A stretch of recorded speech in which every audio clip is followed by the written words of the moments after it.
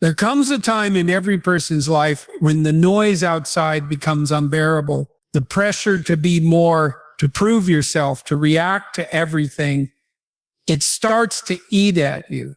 And in that moment, you ask yourself, is there another way to live? The answer has been with us for over 2,000 years. This is Stoicism. It's not just philosophy. It's not just history. It's a way of life, a way to wake up from the chaos, the fear, the noise, and remember who you really are. Stoicism isn't about pretending nothing hurts. It's about training yourself to remain unshaken when it does. It's not coldness, it's clarity. A practice in mastering the only thing you truly control, yourself. So let's go back. Ancient Rome, a man sits in silence with a journal. He's emperor of the most powerful empire in the world. His name is Marcus Aurelius. And despite his power, his writings are humble, reflective, and raw. He writes not for history, but for his soul. And one of the most powerful lines he ever wrote, "You have power over your mind, not outside events. Realize this, and you will find strength." That one line contains a lifetime of wisdom. It tells you that peace isn't found in controlling the world. It's found in mastering your reaction to it. Now let's be honest. How much of your life have you spent trying to control the uncontrollable? Trying to change how others think? Trying to fix things that aren't yours to fix? You get angry, anxious, reactive, and then wonder why peace feels so far away. But the Stoics taught a different path. Epictetus was born into slavery. He had nothing, but he discovered a truth that even emperors missed. It's not what happens to you, but how you respond that matters. He didn't control his circumstances, but he controlled his thoughts, his values, his choices, and that was enough. His Stoicism divides the world into two parts: what is up to you and what is not. That's it. Your opinions, your actions, your emotions, your reactions, those are yours. Everything else, your past, the economy, other people, fate, death, is outside your control. And once you fully accept this, you stop suffering over what you cannot change, and you begin to focus entirely on what you can. Now let's talk about you. Every day, you're tested. Maybe it's traffic. Maybe it's a rude comment online. Maybe someone you love betrays you, or life throws something at you that breaks you. What if you didn't react with panic, anger, or self-pity? What if you could face it with stillness, grace, clarity? That's not denial, that's discipline. Stoicism doesn't make you feel less. It teaches you how to feel with purpose, how to hurt without falling apart, how to succeed without becoming arrogant, how to walk through fire and come out stronger. Seneca, a Roman Stoic, wrote, "We suffer more in imagination than in reality."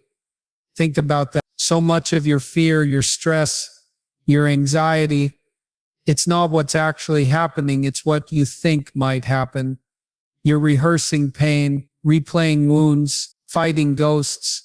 But Stoicism pulls you out of your mind and into the present. Right now, in this very moment, ask yourself, what am I feeling?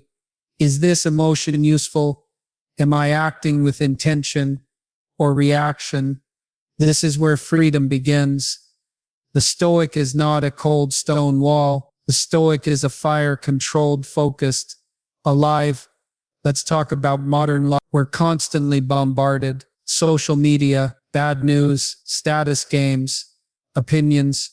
Everyone has something to say, but very few have the strength to listen to their own soul. The Stoic doesn't chase noise. They protect their peace. They speak less and mean more. They do less and live more. Because in a world where everyone's trying to win the outside game, money, fame, validation, the Stoic plays the inner game. The game of character, self-respect, wisdom, And the truth is, the outer game is never enough. You get the money, still feel empty. You win the argument, still feel bitter.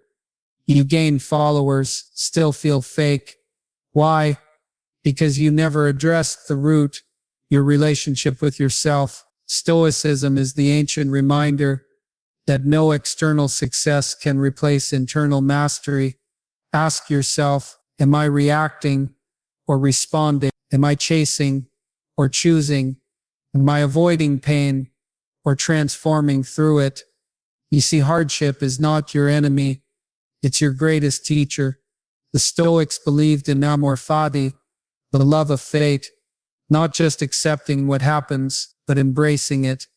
Why? Because everything that happens is shaping you. Every failure, every delay, every heartbreak, it's carving out the person you're meant to become. There is no growth without discomfort. There is no wisdom without suffering, and there is no strength without struggle. If you feel like life is testing you right now, good. It means you're alive. It means there's something to learn. It means the Stoic path is open for you. Don't ignore that. You have a choice. You can keep reacting like the old you, emotional, impulsive, defeat, or you can step into the new you, aware, steady, grounded, not because life got easier, but because you got wiser. That's what this channel is for. That's why the wake-up call exists, to remind you of the strength already within you, to help you return to your true self, the one who doesn't run from storms, but walks through them. So if this message resonated, don't let it fade. Subscribe, join this journey, because the world doesn't need more noise. It needs more wisdom, more clarity, more people like you waking up, not to survive, but to live on purpose. This is Stoicism. This is your wake-up call.